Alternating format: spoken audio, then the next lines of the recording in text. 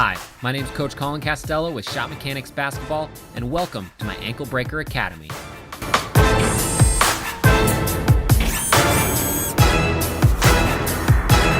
Today I'm going to walk you through the 8 best tips so you can become an ankle-breaking ball handler just like the best players in the world. So are you ready? Let's jump right into the Ankle Breaking Academy. Alright, so tip number 1 to being an ankle breaker, change his speed. By moving quickly and then slowing up your speed and then exploding out of it, you're going to get your defender to relax and thus be able to break their ankles. By changing your speed, you can pretty much assure that you're going to be able to blow by your defender at any point. So a great cadence to think about when you're trying to break somebody's ankles are going fast, slow, to fast again. Now this can be simple. It can be as easy as just a little raise of your shoulders or a little hesitation with the basketball, pretty much anything to get your defender up out of their stance. So experiment a little bit with your speed and pace. It can be in the open court, it can be when you're attacking the basket. Pretty much anytime you're changing your speed from slow to fast or fast to slow, it's going to have great results against the defense. Alright, key number 2 to breaking ankles, change a direction. And this is probably one of the most important parts of breaking somebody's ankles, and that's getting them to move one direction and then whipping the ball back the opposite. This way you can actually use the defender's momentum against them and absolutely destroy their ankles. When you get them moving in one direction and when you yank the ball back the opposite, it's going to have devastating effects. So you can change direction 3 different ways. You can change from left to right, from right to left, and from front to back. Work on being able to quickly change directions from all 3 possibilities and you'll be an absolute unstoppable ball handler. And on to key number 3, attack the top foot. Now most of the time your defender's going to be forced to give you a top foot, and that's the foot that's closest to you, the ball handler. Now attacking the top foot's important because anytime you can beat the top foot or make them move it, you're forcing the defender to swivel their hips and be out of position. When you attack that top foot, you get them moving and thus make them super vulnerable to a devastating crossover. What's funny is most of the time the defender's going to tell you exactly where to crossover just by where they put their top foot. If they don't give you a top foot, you can just attack them one direction until they do. So if you really want to be a certified ankle breaker, I suggest that you start paying attention to your defender's feet. And odds are if you can attack that top foot, you're going to drop them at some point. Alright, the next key to breaking ankles is selling it with your eyes. Now this is a really underutilized part of crossing over and ankle breaking that a lot of players don't use. And it's one of the main reasons why guys like Kyrie Irving and Stephen Curry have some of the best crossovers in the league. Now your defender's always trying to read you, and your eyes are what tells a major part of the story. So if you can look your defender off either to the left or to the right or up, whatever the opposite direction of where you're wanting to go with your crossover, you can hit them with devastating results. Alright, so to simplify it all, just think about this. Look one direction and then cross over the opposite way.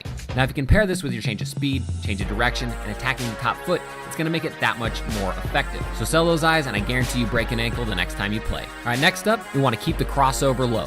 Now keeping your crossover low is important for a couple different reasons. Number 1, by keeping the dribble low, your defender can't get the ball and pick you when you're trying to cross over. And number 2, many times they are going to lean forward and try to pick your pocket, and by doing that, they lean forward off balance and it makes it easier to break their ankles. You can think of a low crossover almost like you're baiting them in. So as you cross over low, they reach to try to pick you, and then you can explode by them. So a good rule of thumb to think about is try to keep your crossover below your knees. If you can, it's going to be pretty hard for the defender to get a hand on. Now one thing you do want to keep in mind is that a low crossover is normally the best option, but it's not always the best option.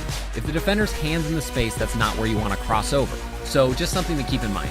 Alright, next up, let's talk about throwing your shoulders. Now anytime you're changing direction, whether it's on a crossover or a pullback or a step back, you can throw your shoulders over your front knee as you're getting ready to pull the ball back. It's going to make your defender think you're moving that direction. When your shoulders go forward, it makes you look like you're in attack position, making the defense think that you're going to continue your drive that same direction.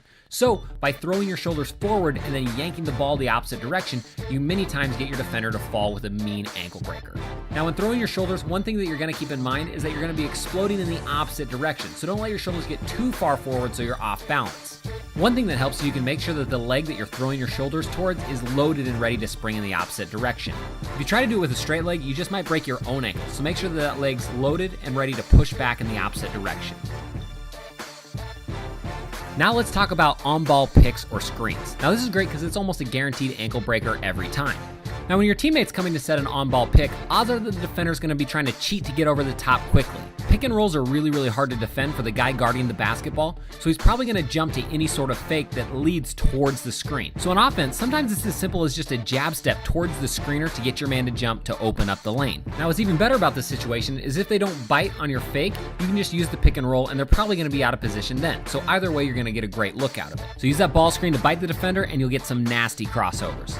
All right, now let's talk about using combos to make your defender fall and get ankle breaking crossovers. Now, a combo is just when you pair 2, 3, or even more moves together to get your defender to fall. Now, to be an elite level ball handler and to get that defender on skates, combos are probably one of the most important things that you need to work on, because it's normally the first move that's going to get the defender out of position and the second move that's going to be absolutely devastating. Now, Kyrie Irving is the master of the combo, and his in and out crossover is one of the best ones in the league. Watch how he whips the ball with an in and out dribble and then immediately crosses over quickly the opposite direction as the defender sliding. The great thing about using combo moves is they don't even have to be super fancy to get big time results. A lot of the times just a simple in and out to a crossover or behind the back to a crossover will get your defender flying. If you watch the best ankle breakers in the NBA, guys like Steph Curry, Kyrie Irving, and even guys like Jamal Crawford, it's normally their second move that drops the defender, not the first one. So remember, if you're looking to absolutely demolish any defender who's guarding you, you're gonna really wanna work on those combo moves. That way you can string them together and get open looks. All right, so now that you've watched this video, you have all the keys that you need to know to be a certified ankle breaker.